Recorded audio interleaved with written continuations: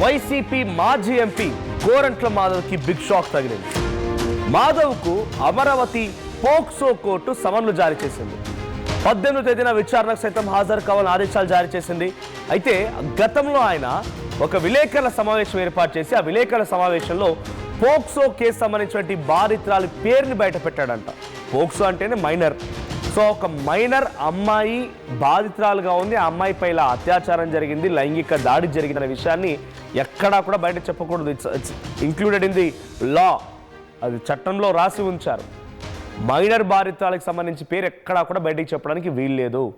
కనీసం వాళ్ళ పేరు కూడా రాకూడదు. మైనరే మేజర్ కాదు, వాళ్ళ ఫోటోలు వాళ్ళ పేర్లు రాకూడదు. అది చట్టంలో పొందుపరిచారు.